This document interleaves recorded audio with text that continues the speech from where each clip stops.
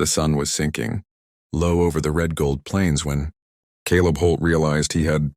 crossed a line that could not be stepped back over, not with apologies, not with explanations, not even with the truth. Because some moments harden into fate the instant they happen, and this was one of them, born from pride, loneliness, and a dangerous misunderstanding that began weeks earlier when the Apache woman first rode into the borderlands, near his ranch, silent as dusk, her posture straight, her eyes steady, carrying herself with the calm authority of someone who belonged to the land rather than merely lived on it. Her name, he later learned, was Nita, and from the first glance, Caleb felt the weight of her presence like a storm on the horizon. Not threatening, not welcoming, just inevitable. And though he had lived among rough men,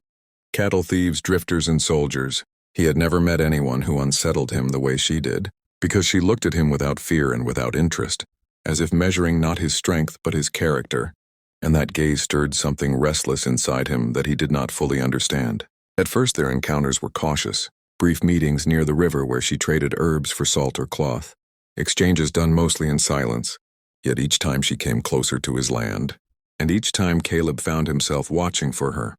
waiting for the quiet rhythm of her horse's hooves, telling himself it was curiosity, nothing more. But the truth was he had been alone too long, and loneliness makes a man reckless in ways he does not recognize until it is too late. The trouble began on a hot afternoon, when a group of ranch hands from a neighboring spread rode in laughing and loud, mocking the Apache tongue, and when Nita appeared at the riverbank they said things Caleb should have shut down immediately.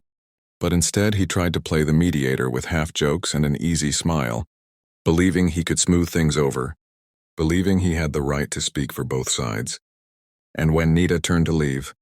insulted and angered, Caleb followed her, grabbed her arm to stop her, not with violence in his mind, but with the arrogance of a man who thought his intentions mattered more than another's boundaries. And in that instant, the world seemed to still,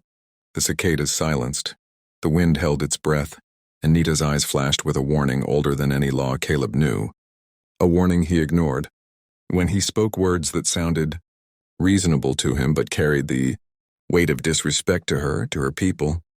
to the unspoken codes of honor that governed the Apache world.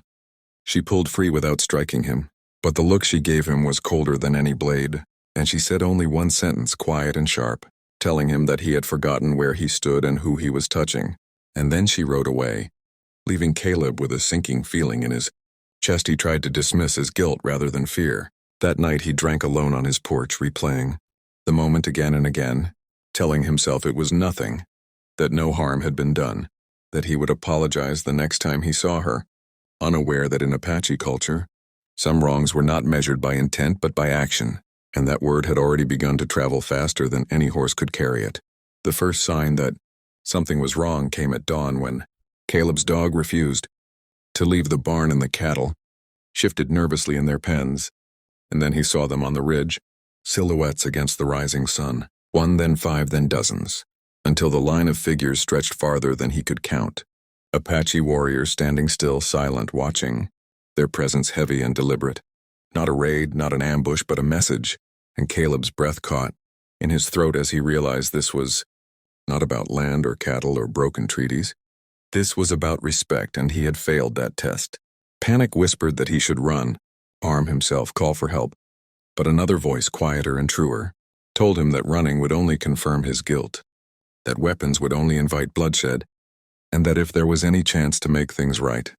it lay in facing what he had done without excuses. He saddled his horse slowly, each movement deliberate, aware that every eye on the ridge was tracking him, and as he rode forward alone, leaving his rifle behind, he felt the full weight of his isolation, not just as a rancher on the frontier, but as a man standing between two worlds, belonging fully to neither.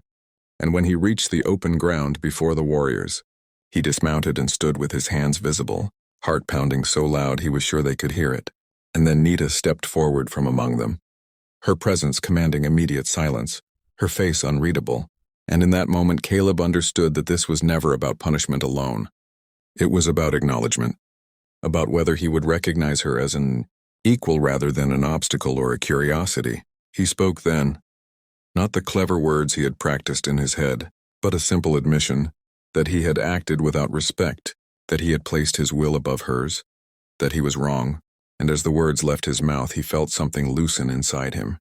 A pride he had carried too long finally cracking, and though the warriors did not react, he sensed a shift, subtle but real, like the land itself was listening. Nita studied him for a long time, measuring not his fear but his sincerity, and when she spoke, her voice carried across the plain, explaining that among her people, crossing a boundary was not erased by regret, but it could be answered by responsibility, and that Caleb would now face a choice that would define him far beyond this moment, a choice between denial and growth, between repeating the violence of the past or forging something fragile and new. The warriors did not advance, did not draw weapons, but their presence pressed in on him from all sides, and Caleb realized the story. Being written here would not be one of easy redemption or simple forgiveness, but of consequences and courage. And as the sun climbed higher, and the heat shimmered over the ground, he felt the weight of history settling onto his shoulders, understanding at last that going too far was not just an action, but a failure to see another person fully, and that if he survived what came next, it would only be because he chose to listen instead of command, to learn instead of justify, and to accept that respect once broken could only be rebuilt step by painful step. If this story has pulled you into that tense, breath-holding moment where one mistake changes everything, make sure you subscribe to the channel, because what happens next will test loyalty, honor, and courage in ways you won't expect. And Chapter 2 will reveal whether a single act of humility can stand against the arrival of 200 warriors and the reckoning they bring.